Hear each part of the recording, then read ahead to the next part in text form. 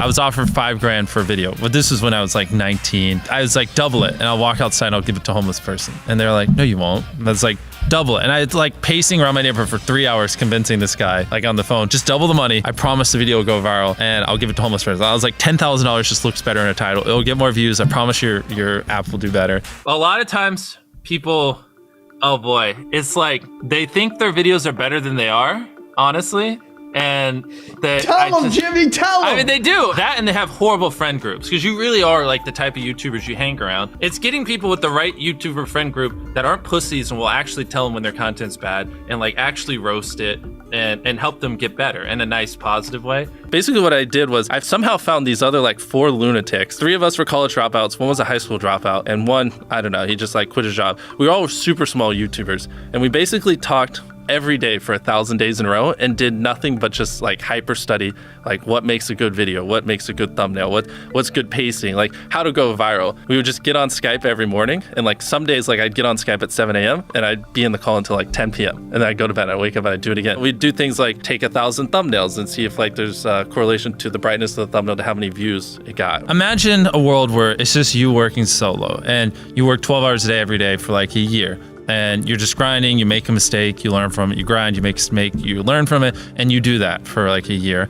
And then imagine a different world where you have 4 friends who are also equally grinding in something similar. Friend number 1 makes a mistake on Friday, he teaches the other 4 people. Friend number 2 makes a mistake the next week, teaches everyone. And then like you're all learning from each other's mistakes. You're all constantly studying 24/7 and downloading each other. Like after a year, you're like 2 years ahead of the guy who was just solo. Do you frequently go that far out of your way to capture the thumbnail? Yeah, I mean, of course, everyone should. If people don't click, they don't watch. So you want to give them something to click. Something a lot of people forget is like unsuggested on phones, thumbnails are really fucking small. So like people are editing thumbnails full blown on their computer, and when you shrink it down, you can't see. We try to all around be above the rest. Anyone can clickbait, but do you actually like deliver on it? We say we put 100 million Orbeez in the backyard, we put 100 million Orbeez in the backyard. Your title and thumbnail set expectations. Like what you're saying is like, I like bananas. And what you need is bananas are the best goddamn food on the planet. Like that's the type of opinion you need. Like you need something like how to get 100 million views on YouTube, or not even that, that's not strong enough. You need something that makes people go, what the fuck? What the fuck did he say in that video? What the fuck? I need to know. At the very beginning of the video, to minimize drop-off, you want to assure them that those expectations are being met. If you're putting 1 million Orbeez in a pool, don't start the video with you shopping for, you know, your mom's birthday present. At the beginning of the video, just say, this is 100 million Orbeez. We're gonna fill this pool and this entire backyard with them. Match the expectations, and then you want to exceed them. So you want to assure people that what they clicked on is what they're getting, and then blow their mind and be like, but you're also getting even more. Anytime you say the word algorithm, just replace it with audience. The algorithm didn't like that video? No, the audience didn't like that video. If I wasn't retaining a viewer, just would it make sense for you to promote it? Why would you promote a 10-minute video that people watch on average a minute and a half? I mean, every video, even the stupid ones, I learned something, you know, and that's something I try to make a very big point of, is like, no matter how bad we mess up, like we sometimes have videos that have horrible retention. It's just like, as long as you learn from it, it's not the end of the world. Every YouTuber says it. It's like, no one will ever be able to replicate my style. I gotta edit it. But newsflash, someone can. It's actually not as difficult as you think. It was good that I got a really strong foundation on how YouTube works and how the style of videos I wanted and everything before I scaled up the team, if that makes any sense. I just want to make sure that's clear, because I've seen people try to build the team without foundation and knowing how to do well. I know that if we film this video, it will do well, just because I've spent a decade of my life hyper obsessing over YouTube and I have a good pulse on it. But if you didn't have that, then you wouldn't know. Like you wouldn't be able to spend $4 million on a Squid Game, because you might lose $2 million and then you can't pay your people. But of course, yeah, if I didn't have these people, I couldn't do half the stuff I do. For the last like 8 or 9 years, like every dollar I've made, I just spent it the next month on content. And I just did that every single month, and it just kept getting bigger and bigger, and here we are. Since I was 13, there probably hasn't been a single hour that's gone by that I've been awake where I haven't thought about YouTube. Like, I'm just focused on making the best videos possible, period. I don't care about making money. I don't care about time. I don't care about anything. I just want to make the best videos on the planet. Literally all the algorithm does is reflect what the people want to a T.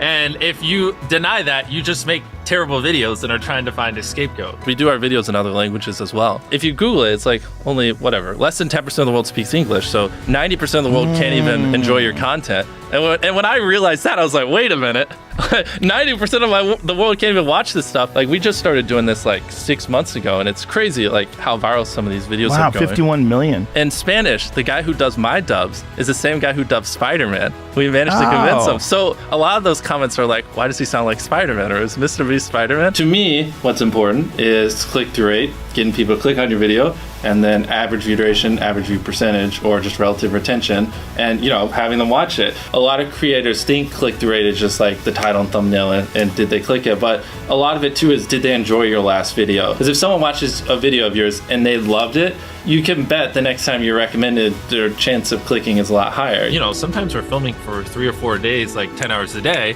30, 40 hours of filming plus months of setup, whereas most creators probably film for a couple hours and set up for a day. Outside of just filming, we brainstorm video ideas, relentlessly, hours every day. By always doing all those things, it just distinctively sets it so far apart that it's basically, in my head, it's like, why would you not watch it? Viewers aren't stupid. They can tell when you half ASS, I don't know if I'm allowed to curse, a video, or if you really put in effort. And if they can tell you're putting in a lot of effort, they're gonna be more likely to click on future videos. And that snowballs. And because once you build that trust, they get to a point where it doesn't matter what you upload. They just know it's high effort and they just know it's great. And they're just conditioned just to watch because you have a good track record. And so with filming, it's just like trying to make sure we're doing everything we can, no matter how expensive it is, no matter how much time it takes, to make the best video possible. A lot of people, if they gave away 100 grand, they would make a huge deal about it. But sometimes we're just like, yeah, here's 100 grand. Thanks for watching, bye. Doing it that way makes it more fun and just more interesting. So I like to keep a little bit of it mysterious because I think that's what people enjoy. A lot of people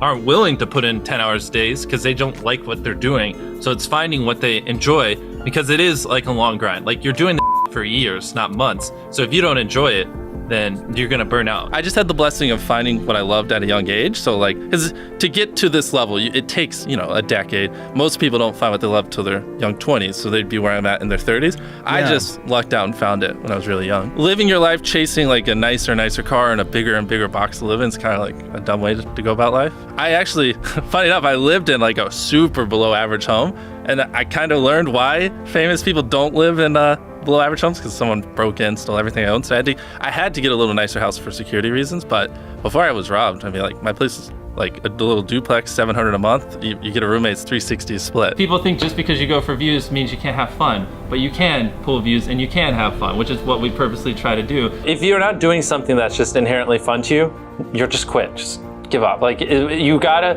at least semi-enjoy what you're doing, or you're gonna quit long before it gets to a point where it brings in money or whatever else could be driving you. So find what you love, and then I would just hyper obsess. Make sure no one doing what you're doing is doing it better. Make sure the videos are as good as possible. You can be motivated by more than one thing. I'm motivated because I want to support my mom and my family. I'm motivated because I want to employ my friends and help them. I'm motivated because I want to help other people. I'm motivated because I want to be a YouTuber. I feel like that's another misconception. You can have lots of things that drive you. Absolutely. Yeah. Absolutely. So there's just tons of stuff that drive me. And everything drives me to wanting to be a YouTuber, so I kind of obsess over it. For the people that are willing to be coachable, I would say just education. There is a lot of misinformation out there that people live and breathe by, the weirdest stuff. I gotta upload at midnight on Wednesdays or my videos don't do well. It's just dumb stuff like that they don't realize how badly they're handicapping themselves. Some minor tips I could give is if somehow you could have a payoff at the end, then more people are gonna watch the end just to see what happened. Whichever one of these 456 people survives the longest wins 456 grand. Cut out all dull moments, try not to over-explain things. If a camera just sits on me and I'm just talking for 20 seconds, it doesn't hold retention as well as, maybe me talking and other footage popping up. It's much easier to get 5 million views on one video than 50,000 views on 100 videos. It takes way less effort to get 5 million views on one video. Back then, which I think small YouTubers should do, is I would reply to every single comment. And so I think a few people caught on that I would always reply. And so some people would just be like, I wonder how long it'll take for him to reply. So that was a lot of my comments when I was smaller, but at least it kept him coming back. In your analytics, and most of you probably know this, audience retention. You can see where people click off. Just literally go through your last 50 videos, write down where everyone clicked off, and then just don't do those things again. But wait a minute, MrBeast. What if I don't know how to actually improve my average view duration? How do I know where to start? What if I'm just a noob? Well, in order to better retain your viewers, it's first helpful to have a really deep understanding of how they experience YouTube, to put yourself in their shoes. And in this video, I explain 5 simple steps that will help you do just that. Check it out.